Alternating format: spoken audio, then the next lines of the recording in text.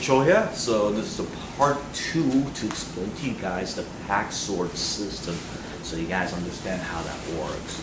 So let's say you're about to go into some hostile territory, and what you would do is you kind of be unzipping the compartment that normally you'd be housing your pack sword in. Then if you have some situation that you need to deal with at hand, so what you would do is, in my case, would be first of all trying to talk my way out of it.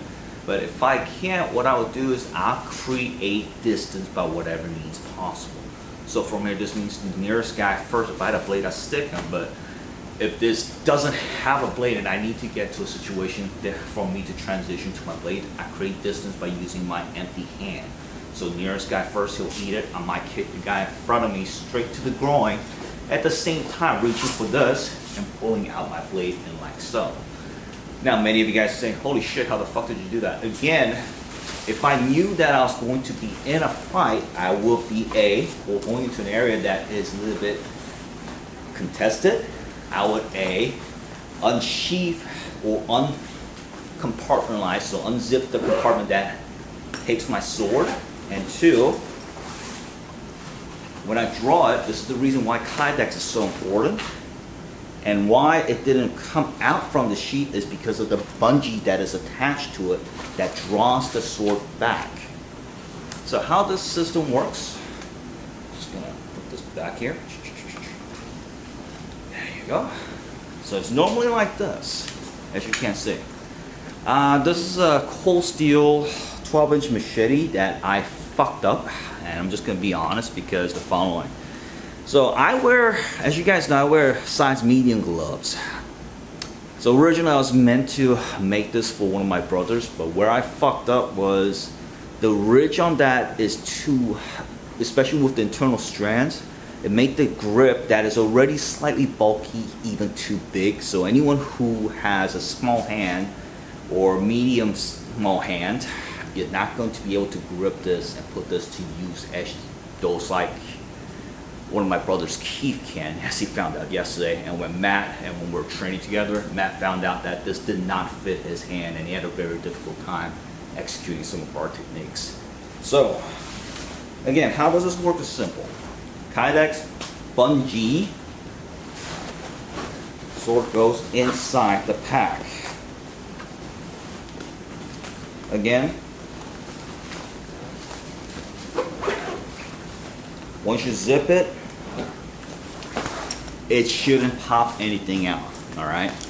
And by the way, I'm not using some specialized cool packs, like tactical packs that cost hundreds and hundreds of dollars.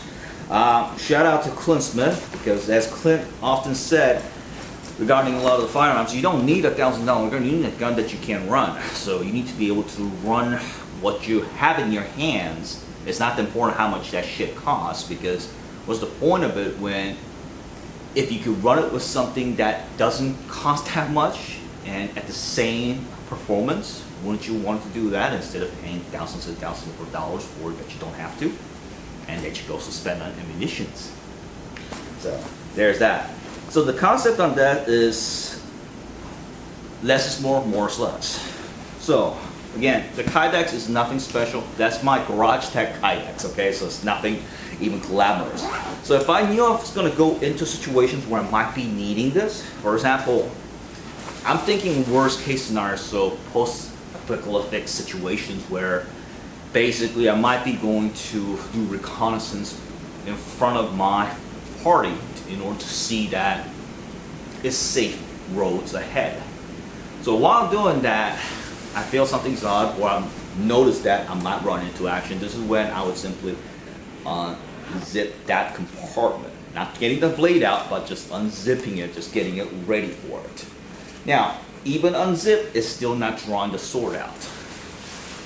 Now I'm simply going to have my pack like this again as I'm going through it. Now, if I think I'm going to run into it, this is where I would grab onto my blade right so. And after I do my close quarters to actually create that distance with my mano from here, that's when I draw my blade out. With that said, afterwards, I can go straight into whatever I need to. I can go into FFS, boom, complete whatever I need to take out 3 or more at ease with this. Nothing fancy, yet super well done. Remember, these are like fucking machetes. We're talking about like, even now you can still pick up these machetes for about 30-40 bucks at the highest. If you pick up, well, I generally prefer, remember this was a gift from Matt, so for me,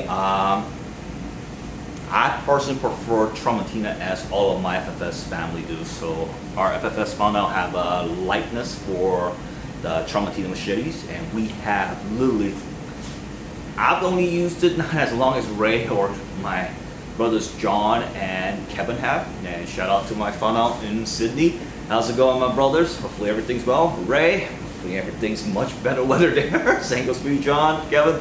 I hope to see you guys sooner than later. But these, that's what the pack runner swords are intended for.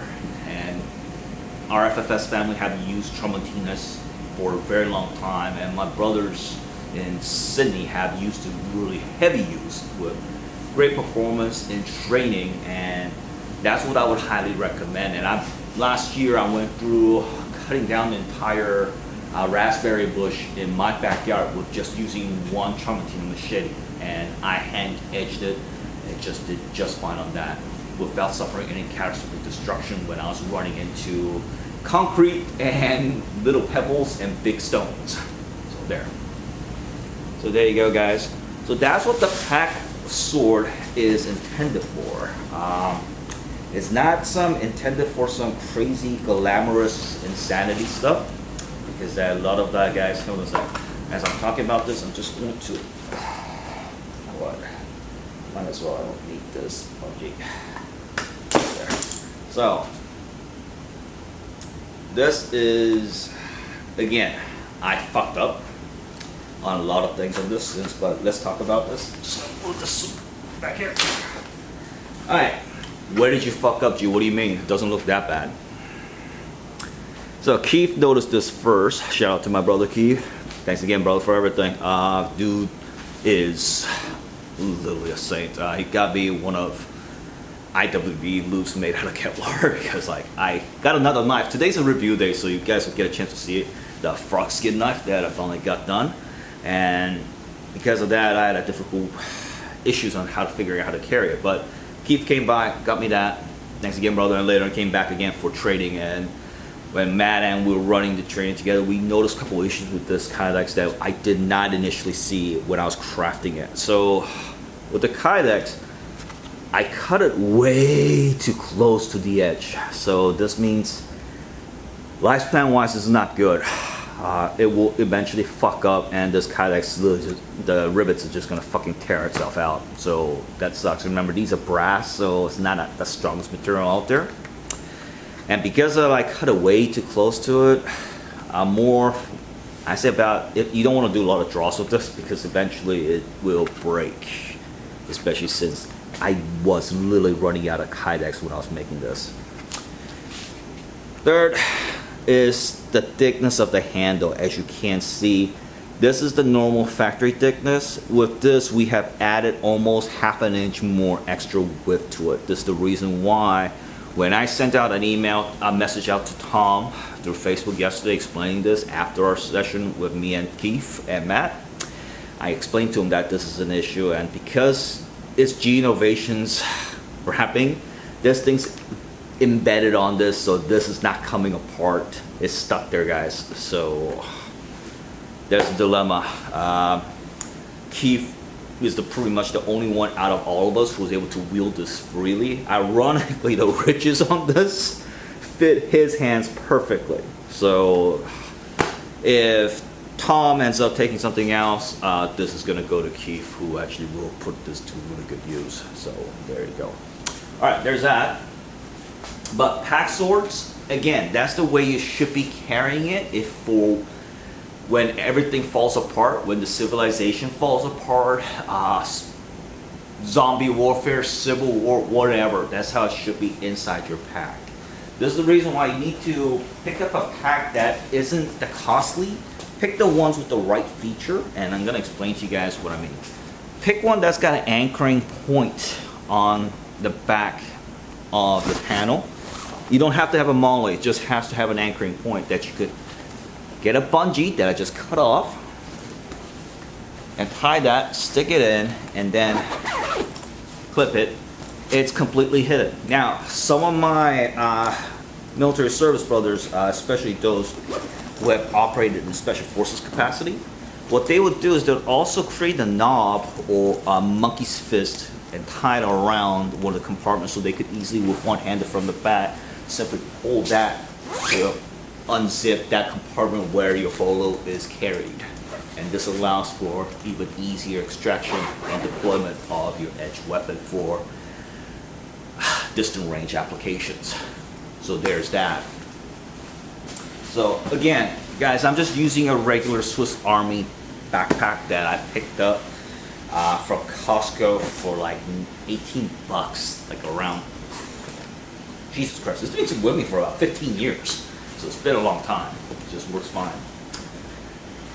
So there's that. Now another good alternative to a bolo is, because remember, if you can't find a decent machete that you like, that you can work into this, remember, Tramontinas do make machetes small as this, if not smaller, so it shouldn't be a problem. I make the Kydex, like I do the Kydex sheathing with just sheets that I've purchased, and it is super not that difficult. If I can do it, you should be too. So, and I do this just at home. No need to send your blades off to some Kydex smith who will fumble with it, molest it, and eventually return it to you all damaged and bruised or worse. So don't do that, especially when they could also hold your blade hostage. Fuck, I know a lot of Kydex smith who are assholes who did that to me in the past. So no, don't. Alternative to this, like a bolo, is this, which I'll go in the next video. Thank you for watching. You guys have a wonderful day.